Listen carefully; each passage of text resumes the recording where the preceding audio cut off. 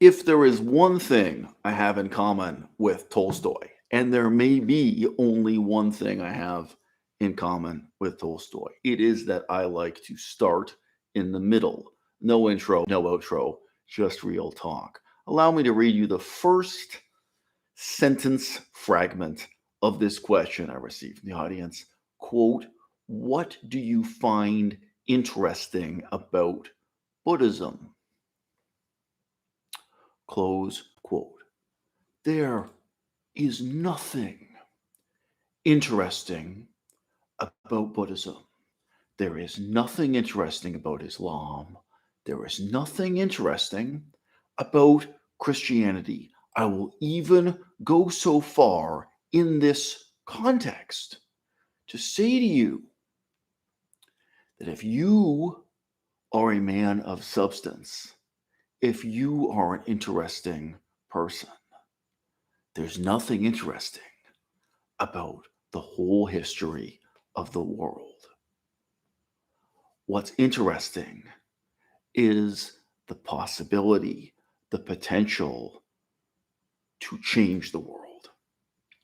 And you reach out to history, not for what it can subtract from the past, but for what it can add to the present. You reach out to the history of the world for raw materials, for fuel that you will make use of. You as the author, you as the intellectual, you as the researcher, you as the comedian, you as the filmmaker, you as the revolutionary. The raw materials you will make use of in changing the world.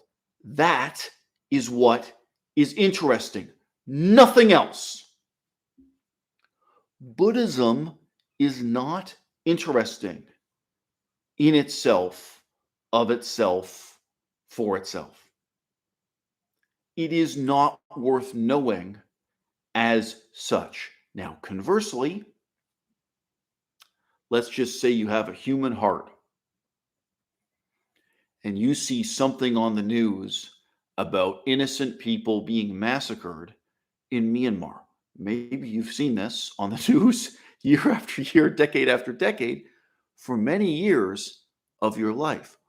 What kind of fucking difference can you possibly make in Myanmar without a profound understanding of the history, a profound understanding of the culture, a profound understanding of politics, a profound understanding of many things that are inextricably bound up with Buddhism?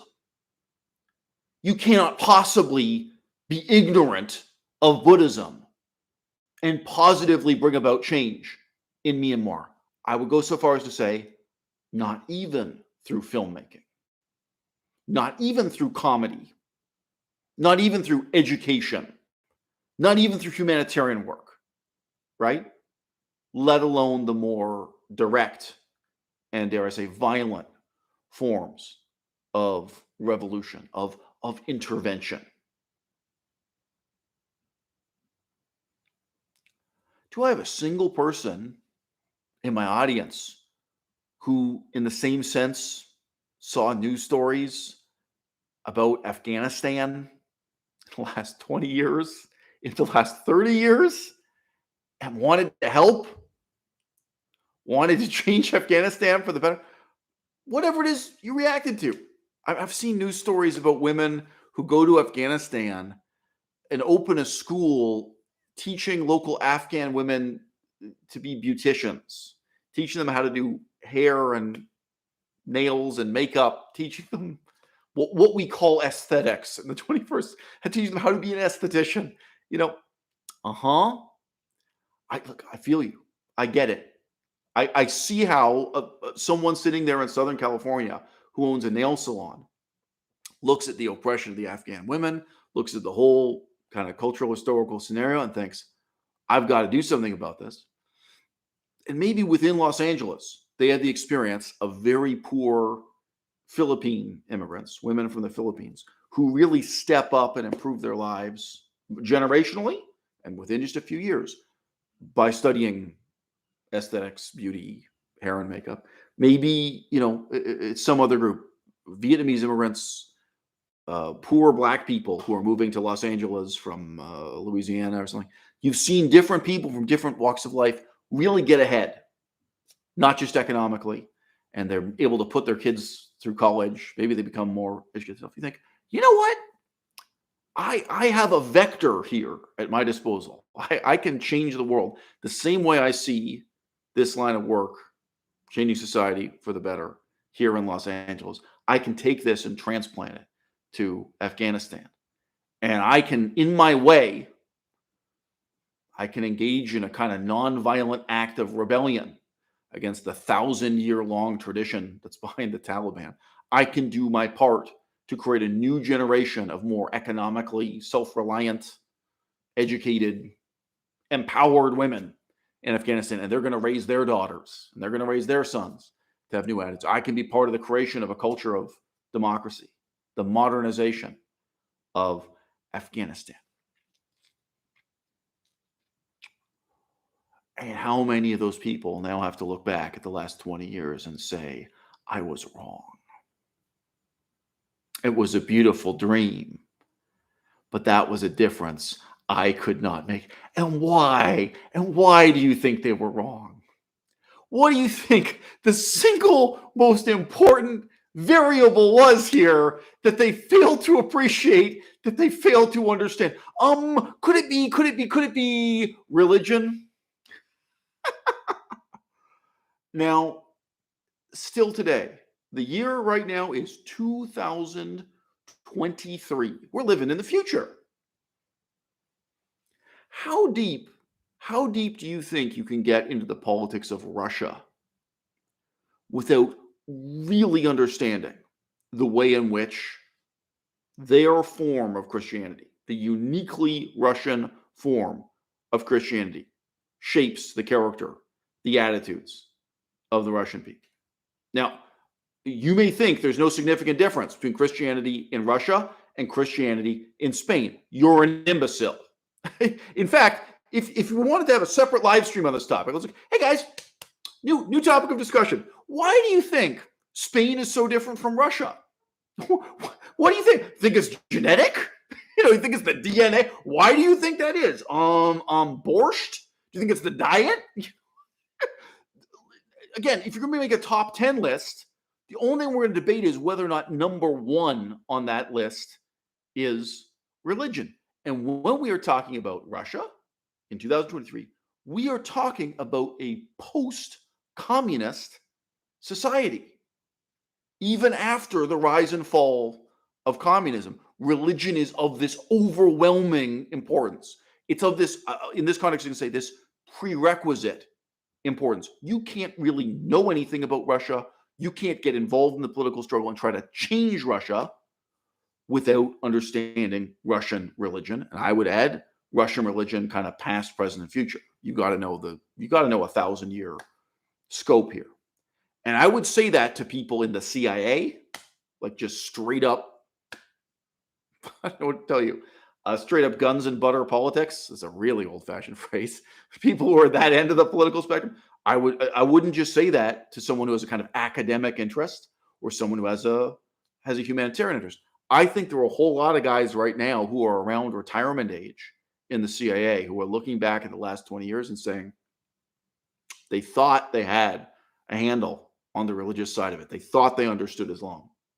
They thought, and they didn't understand it well enough. And now just look how things have turned out. Now, Afghanistan is one example.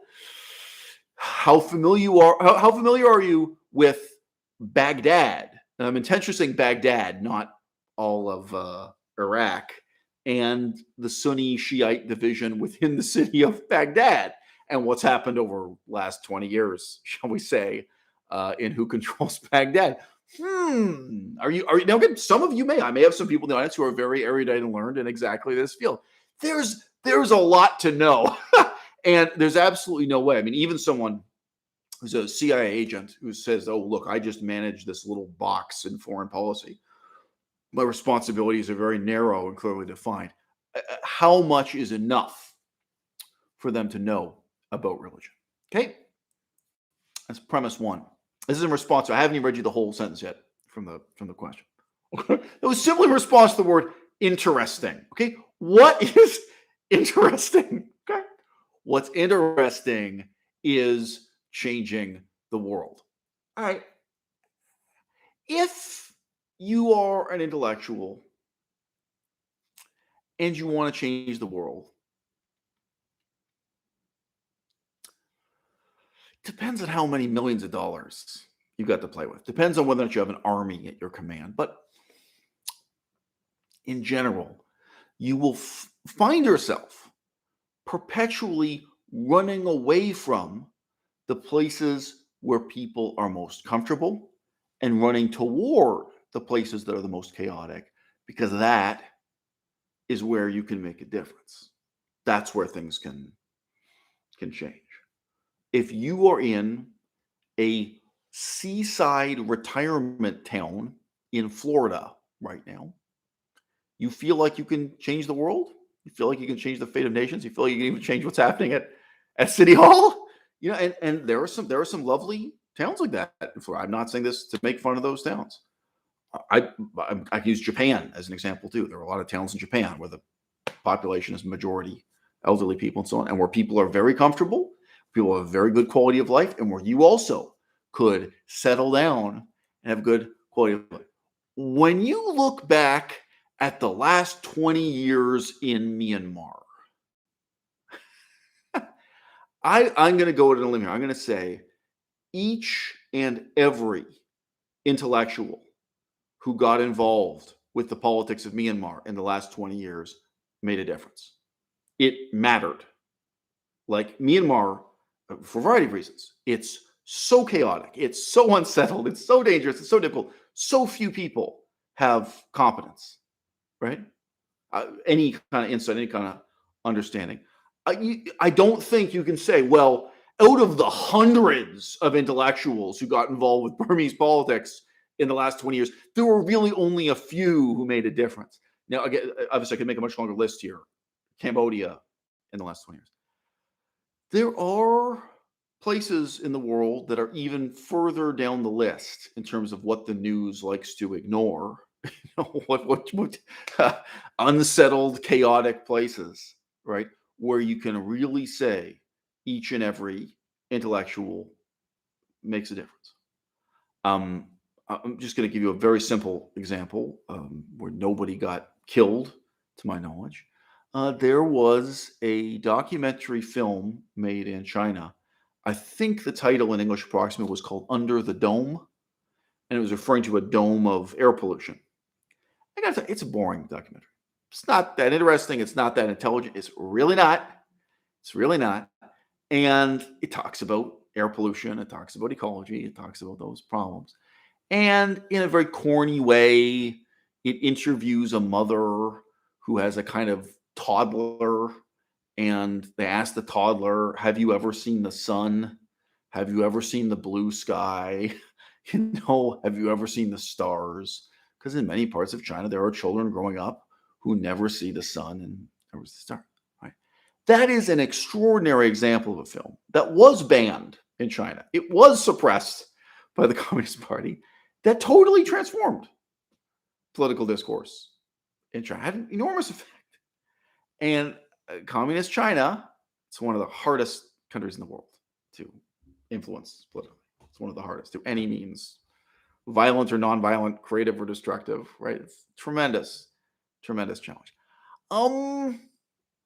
Think about how much lower the bar is if you were to make a documentary film about Myanmar, what the impacts would be within Myanmar. You could take that documentary film, you could play it at the refugee camps. You could do a tour up and down the border between Thailand and Myanmar. For real.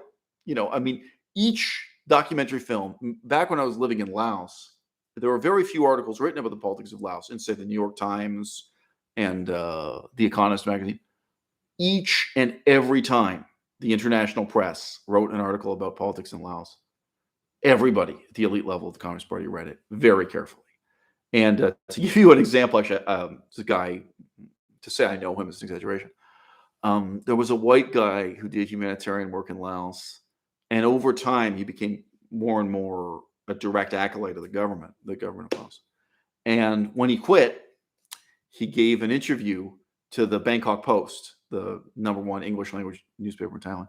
And as I recall, he didn't really condemn communism in Laos. He was just like, well, it's all bullshit.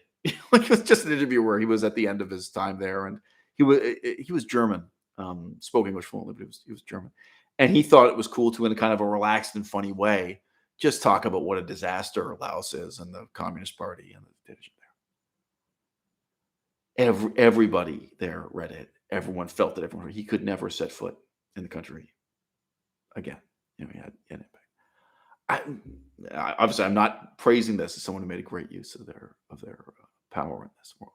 Okay, what is interesting? So Melissa will remember the name of this girl, young woman, but to me, I think of her as a girl for reasons I won't say her. There was this young woman who ran for election in Saginaw, Michigan, right? Carly Hammond. Okay, I remember the name of myself. Okay. Probably don't want to Google search this person. Okay, so she's originally from the German town there. What's it called?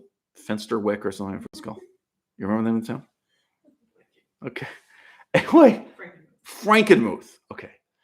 So this is a young woman, and at the start of her political career, she's really more of a girl. She's very, very young, gets involved in politics. She's from the town of Frankenmuth, right? And she is, in my opinion, something like a crypto-communist. She's in the far left wing of the American political spectrum. And she decides she's going to run for election in Saginaw, Michigan. Right? Now, when I look at somebody like her, I don't think she's stupid. I don't. I think she's ignorant. They're two different things. But I can look at someone like her, and there are two very simple, independent, I keep using the word vector, two independent vectors, two variables, two factors to think about. All right. If you do this, if you really commit to local politics, the future of Saginaw, the future of Frankenmuth, what is the difference that you can make? On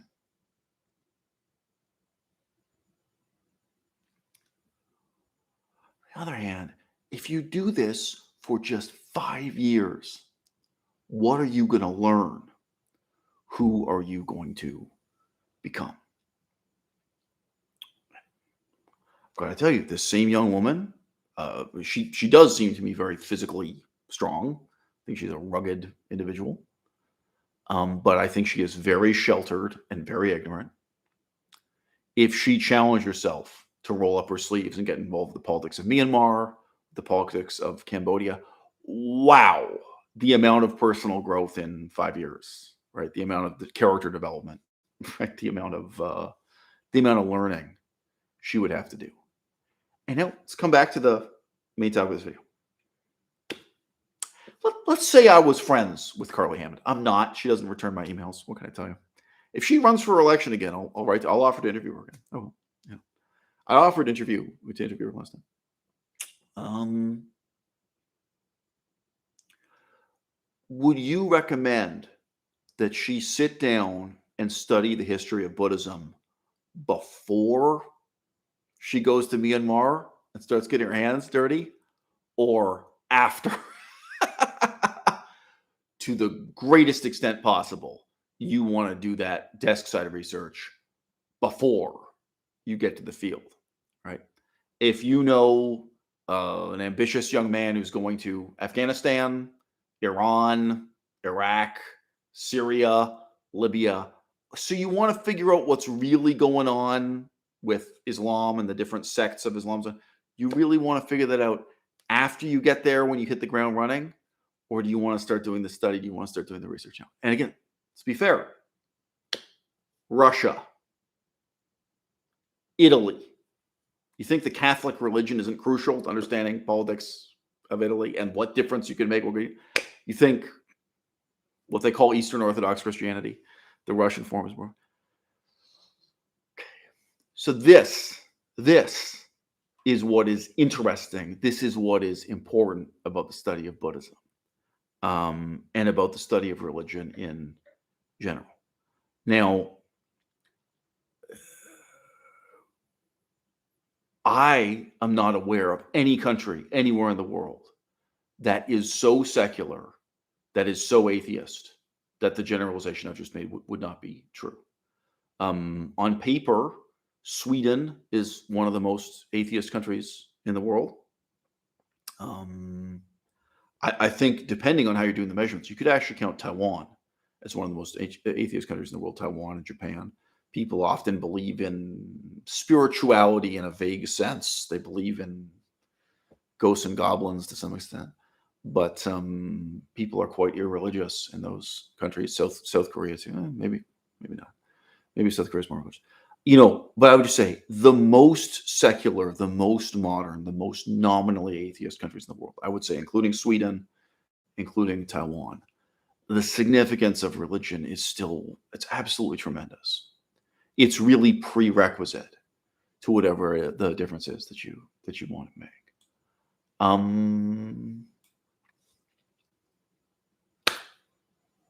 And the perspective I've just shared with you is an incredibly rare one, right?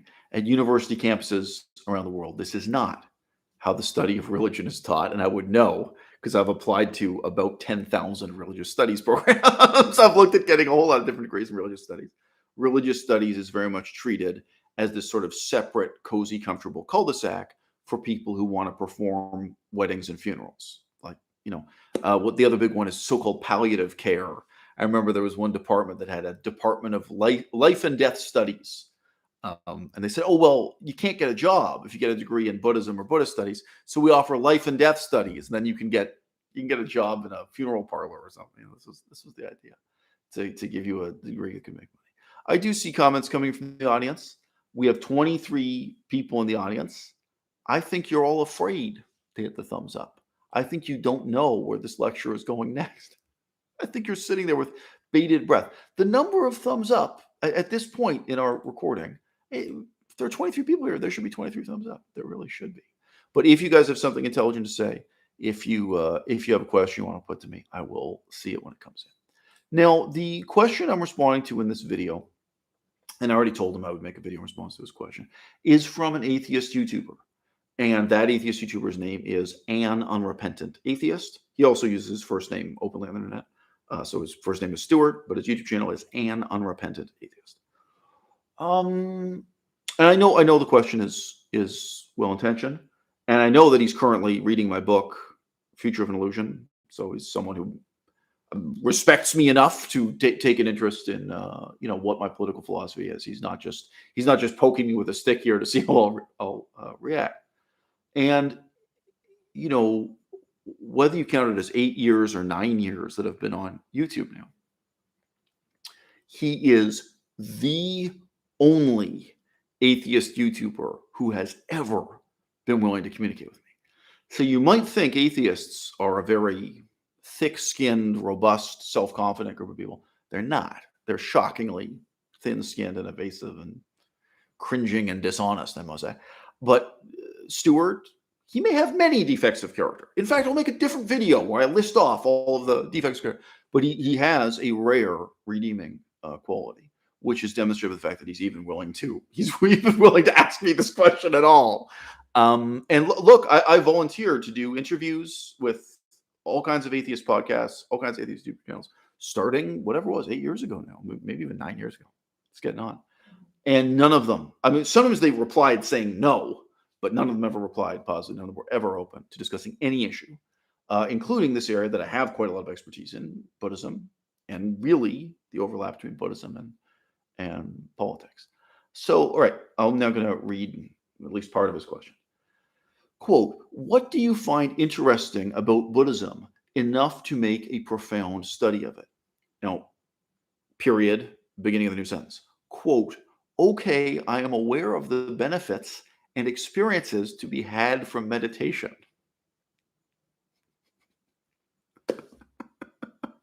So this is hilarious to me. For a few of you in my audience who've known my channel for many years, this will be hilarious to you. Also, I have a playlist on this channel that is simply titled "Meditation is Bullshit." I think I have made many videos arguing and explaining that there is absolutely no difference between what Buddhists call meditation and what Christians call prayer, from an atheist or nihilistic perspective. The claims that meditation will have positive health benefits, that it will improve your career, improve outcomes, this kind of thing. The claims that meditation will improve your sex life, and so on. They are equally as substantive as the same claims being made about prayer by Christians. Equally, both parties, the people who think prayer has benefits, they have some little scientific studies that they've marshaled to make that seem credible or make that seem plausible. And in fact, there's an overwhelming amount of scientific evidence, not just skepticism for the sake of skepticism, that makes that seem laughable. But yes, the scientific claims of meditation. When I first started my YouTube channel, I thought this was one of the main things my channel would exist to deal with, to demolish this assumption. So again, I'm not going to here beat up on and insult Stuart at length. But why? Why concede this? Like, again, for Stuart, it's something to reflect on. For some of you in the audience, it's something to reflect on. And for more of you in the audience, you're going to be thinking about your father, your brother, your uncle, your best friend. There are other people you know, somebody you know from yoga class. Why concede this point? Why? Now, look, I am a vegan. I am a proponent of the vegan diet. The vast majority of health benefits that people attribute to the vegan diet are in fact true of any form of weight loss from any kind of restrictive diet. When you take really fat people and they're losing a lot of weight rapidly, they have a whole bunch of miraculous health benefits. Now, I'm a proponent of the vegan diet. I don't lie to myself and I don't lie to others about the health benefits of the vegan diet. I've been surrounded for the last 10 years by people who very much want to make a profession of lying about that. Now look, again, for myriad reasons, if you are obese, if you are overweight, and you want to lose weight in a healthy way, of course, I'd encourage you to do that on a vegan diet rather than a meat-eating diet. But, the dangerous step from science to pseudoscience comes about because you're trying to treat this as a special or different diet. And veganism is merely a human diet. Now, ethically, it's totally different. Ecologically, it's totally different. There are very serious reasons to be vegan, why any person of substance and intelligence should be vegan. But in terms of health outcomes, there have been studies showing more positive health outcomes for a pescatarian diet. Want to deal with that? No, I don't care if it would benefit my health. I'm not going to eat fish. That's my agenda. But at least I admit that. Look at a study of Olympic athletes, really world-class elite Olympic athletes. Incredibly few of them are vegan. But if you are actually claiming the vegan diet gives you dramatic advantages over the non-vegans, we should see that, especially say within a sport like basketball. We have many people who are doing the same kind of physical labor. Can we actually empirically observe, oh, wow, the vegan basketball players have all these advantages over the non-vegan basketball players? But shot put, whatever the sport is you want to evaluate, do you actually believe there are hard, irrefutable, quantitative facts that show this drastic difference of a vegan diet over a non-vegan? I don't believe that, right? So if anyone engages in a discussion with me about this, I'm genuinely skeptical, all right? Now look, some of you have heard me say this before, some of you never heard this, and you're going to be shocked. What are the odds that you are going to have a heart attack?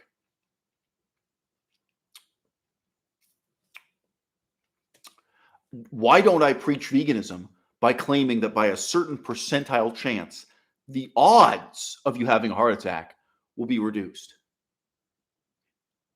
What are the odds that when you eat meat, an animal was killed to produce that meat?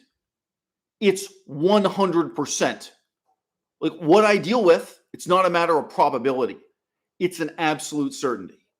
The moral problems, the ethical problems, the ecological problems, the environmental problems. It's not a question of odds. It's not a question of statistics. It's not a roll of the dice.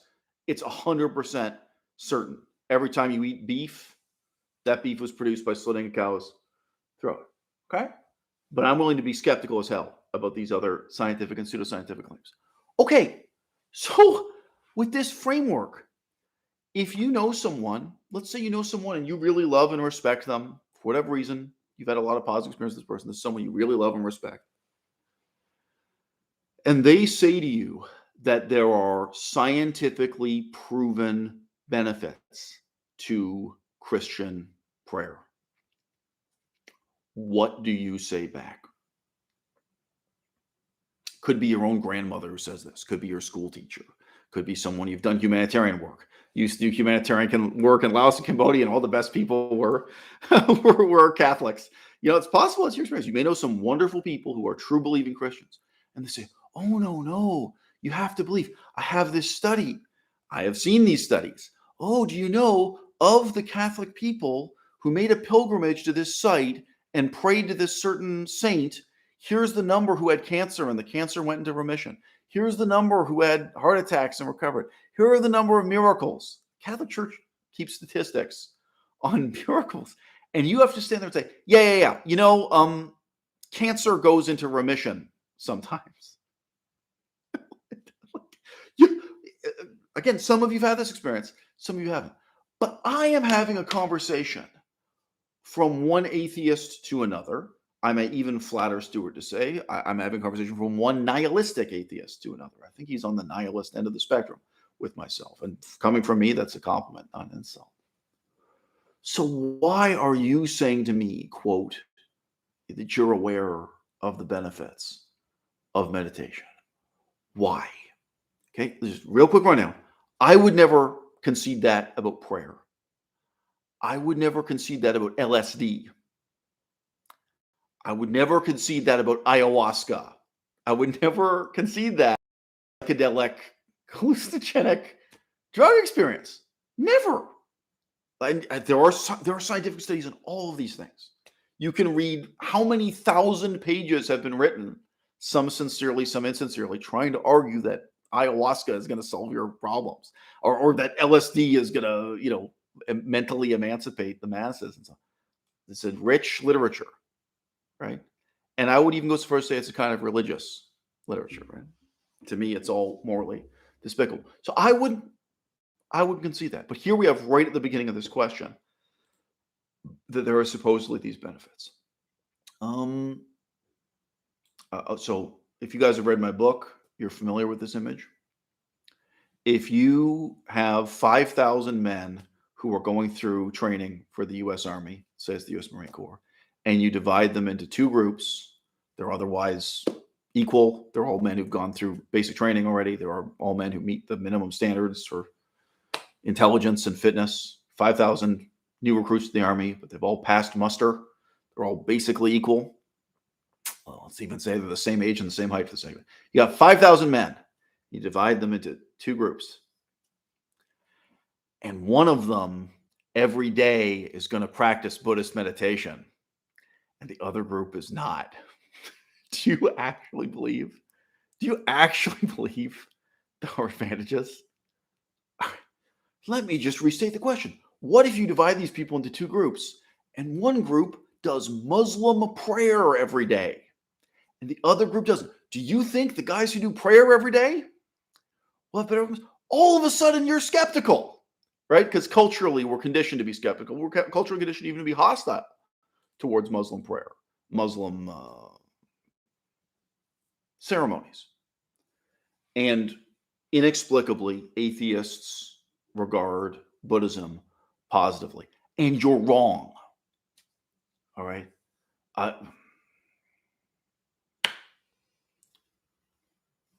Continue with this question. Quote, there is a general view among atheists that Buddhism is the one religion that makes any kind of sense, but I'm not sure that they or I understand enough about it to make that statement. Beautiful.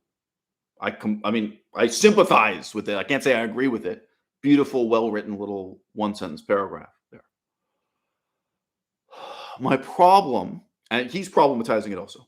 The very first phrase, the very first clause, quote, there is a general view among atheists that Buddhism is the one religion that makes any sense.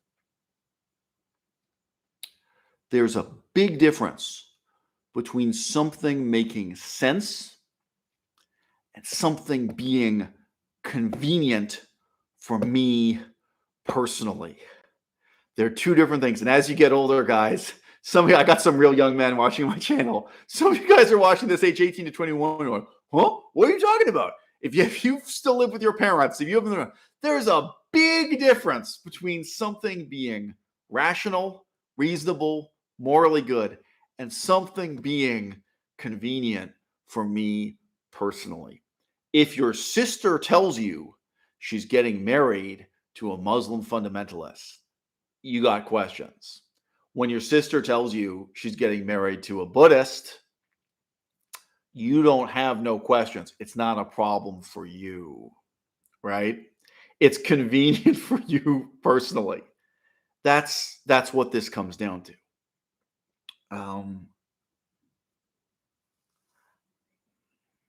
I've known a lot of people on the internet who were afraid, reasonably or unreasonably, that they would be killed for criticizing Islam, whatever form that critique took. Some of you are so young, you won't remember this. You won't remember the Muslim cartoon controversy. Racked Europe, but to some extent was reported in the news around the world, whether or not a cartoonist could make a cartoon criticizing or insulting the Prophet Muhammad, and so on and so forth. Reasonably or unreasonably, I have known a lot of people who are afraid to make a joke about Islam, afraid to criticize Islam, or afraid to. So I have never known anyone in this sense who was afraid of Buddhism, right? Buddhism is convenient for you personally. Now, I'm not saying this to Stuart. I'm not saying this to any of my lovely people. I'm not saying this to Andreas in the audience or MX2. I'm not saying this to you personally. Okay. There are a lot of people out there for whom it is convenient to go to Thailand and sleep with prostitutes in brothels and not question the moral, religious, political background that's constructed this situation where they're going on their relaxing vacation. Right? Thailand, paradise for some, right? Do you know anyone who goes on vacation to Saudi Arabia that way? Do you know anyone who goes on vacation to Yemen that way? There are Muslim countries that are beautiful in terms of their climate. Yemen, great snorkeling. You know what I mean? Malaysia, Indonesia. Right. Pretty much any Muslim majority culture, right? Their religions, their beliefs. It's a problem for you. And it's quite possible wherever you are in your hometown, wherever you're watching this, whether you're in Europe, whether you're in North America, whatever, it's possible. It's a problem for you in your life right now, wherever you're living, that you deal with a confrontation between cultures, a confrontation between religions that's ongoing with local Muslim people living here. Maybe not. And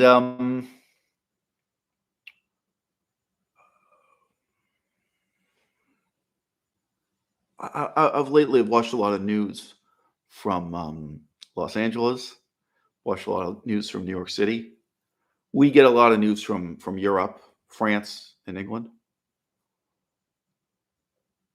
You ever heard about a Japanese street gang in any of those cities? You ever heard about Japanese Buddhist gangs?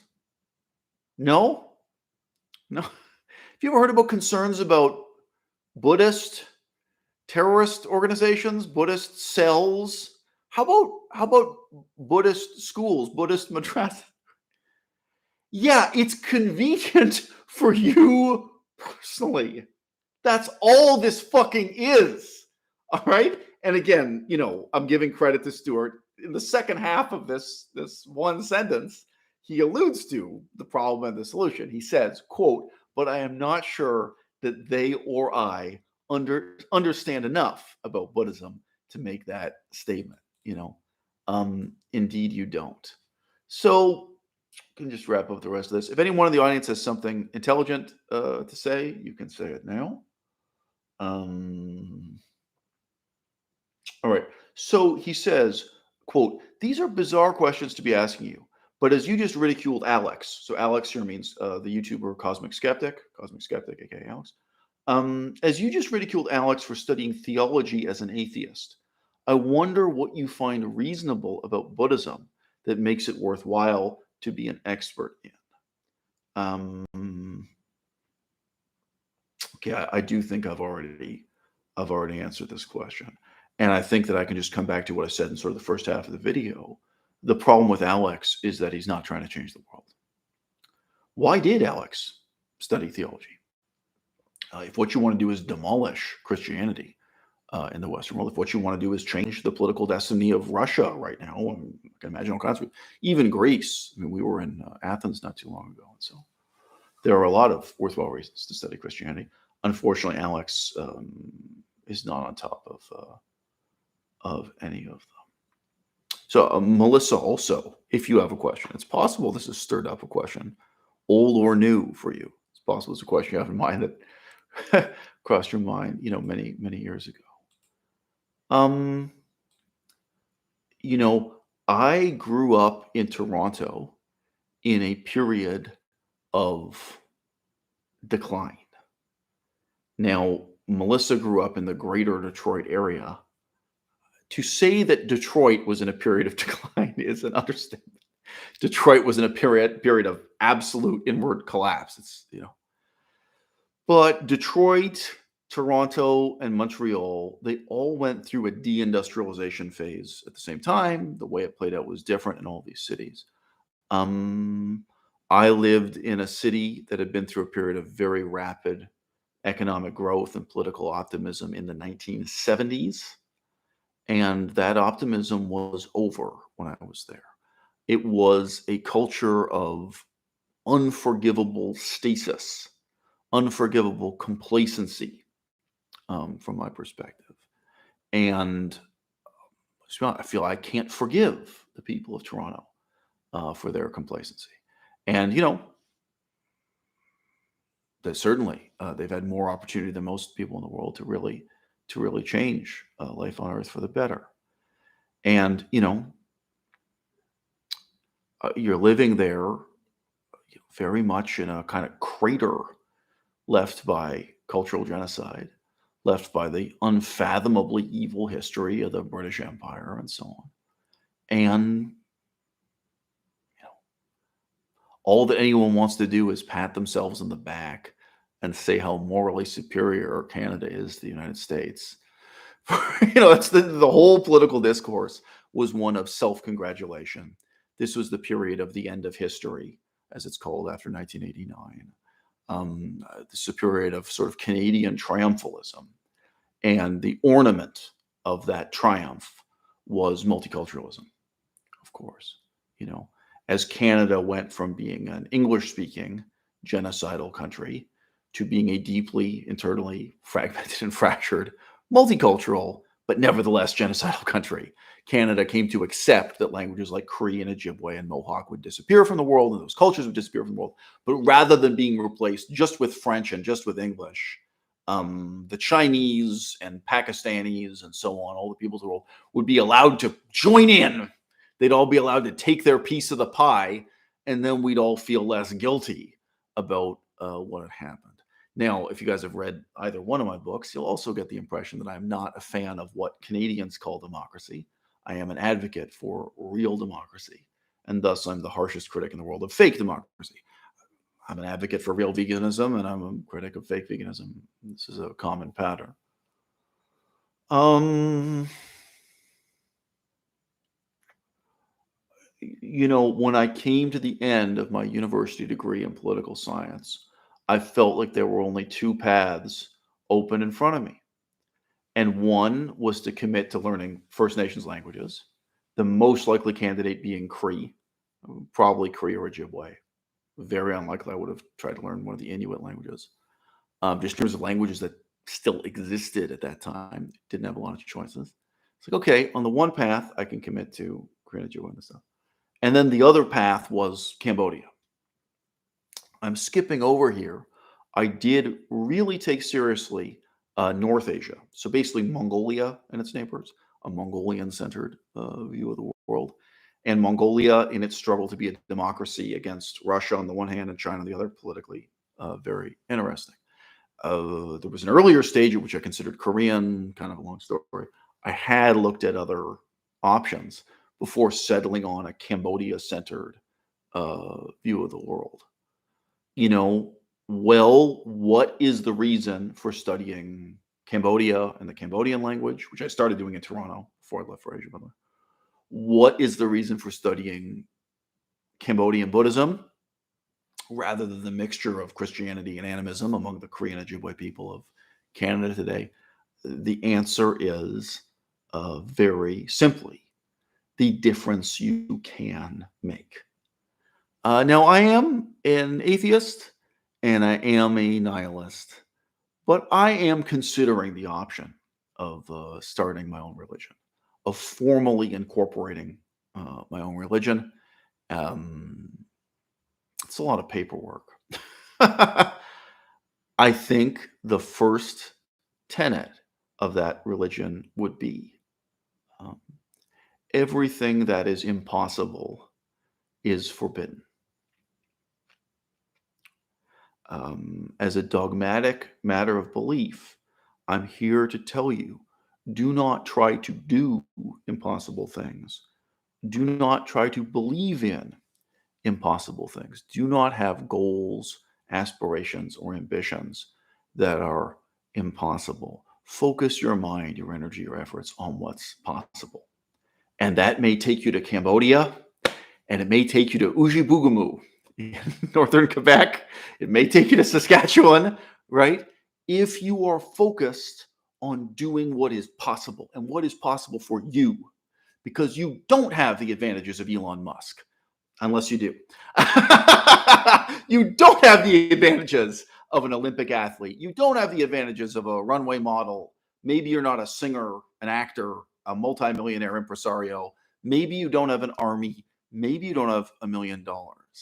When you are focusing on what is possible for you, and not just what you can accomplish in the next 5 years, but who you are going to be, who you are going to become by trying to accomplish it, that will take you very far. And even if you fail, you will have failures that are worth living through, worth learning from. And you'll have a new wind in your sails when you move on to pursue your next ambition or your next failure. And the religious mentality, at least for every other religion prior to my own, if I now incorporate my own religion, is to instead train you to fix your mind on the impossible, to think in terms of perfection, purity, immortality, to think about, to yearn for impossible things. Right? And I think it's only now in the 21st century that we have just begun to live our own lives individually and to live our lives together in terms of the politics of the possible.